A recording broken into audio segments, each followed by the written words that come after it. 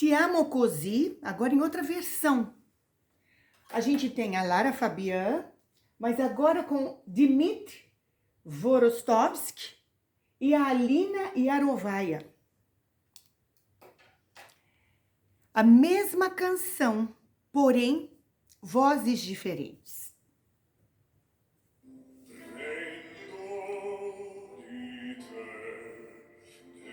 Barítono, de fato, corpo na voz, não existe roupagem, esse é o timbre da voz dele, ele é um cantor lírico. Entra agora a Lina, diferente da Ida, não é verdade? Uma voz muito mais encorpada, talvez a Lina seja mais velha do que a Ida, mas aqui fica constatada que a Ida tem a voz pequena, a Lina, a voz é grande, fazendo o comparativo desses dois sopranos. Como todo cantor lírico que se preze, quando ele sai do estilo lírico e vai para o pop, ele retrai pressão de ar. O timbre é o mesmo, a voz é a mesma, sempre natural e sempre colocada na máscara, porém com menos pressão de ar, para tirar aquela característica heróica, energética de uma voz lírica, de uma voz de ópera. Mesmo porque eles estão cantando com o microfone. Entra a Lara Fabian. Uma voz linda, escura, cantando branco, ela não canta lírico, ela está cantando na impostação de voz branca, não tem máscara, não tem metal na voz. Ele, maravilhoso. Esse é o meu universo, eu amo ópera e realmente mexe comigo quando eu ouço vozes líricas. Percebam que ele canta retraído, em termos de pressão, não é tão presente no amplificador, na máscara, no metal, porque ele tem o microfone. No entanto, em nenhum momento ele vai para a voz branca, ele não se retira da máscara. Essa é a característica maior de um cantor de ópera. Por mais que ele vá cantar suave ou mudar de estilo, o que ele faz é segurar a pressão de ar e não descolocar a voz da máscara para trás, para a voz branca. Não. E isso em ópera menos ainda, porque como não podemos misturar a cor de voz em ópera, como não é possível misturarmos e fazermos nuances, por mais que você queira fazer um pianíssimo na ópera, você não deve tirar a voz da máscara.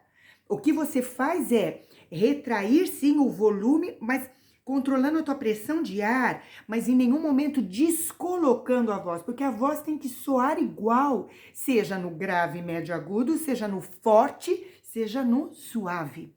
E aqui o Dmitry faz muito bem, juntamente com a Lina. Para a mulher diria que não fosse tão complicado. Sim, é. Talvez nós tenhamos um controle de ar mais fácil do que para os homens. Mas ouvimos cantores de ópera que mantêm o lirismo da sua voz, porém, fazendo suave, mudando de estilo para um pop, isso é maravilhoso de fato. A gente constata o controle de voz. Agora em trio, eles cantando, com divise de vozes. Lara Fabian, voz branca. Alina com Dmitry, voz lírica na máscara. Com metal, projetada para frente. Claro que o tratamento da sonoplastia, o microfone o volume é menor, não precisa colocar altos volumes, muito porque se você canta lírico no microfone você acaba estourando. É preciso uma equalização diferente. E aqui também o agudo da Lina a gente ouve muito mais presente, ela fica lá no Lá 4 dela. Lara Agora a Fabiana com o Dimitri se mantém no oitava 2. Também um controle de ar fantástico, seguram bastante por muito tempo, fazendo controle de ar. Qual é esse controle de ar? Para o canto, nós nos preocupamos com a saída do ar. Porque se você quer manter uma nota muito longa, o que você tem que fazer é controlar a saída de ar. Porque quando você não tiver mais ar, você não consegue segurar.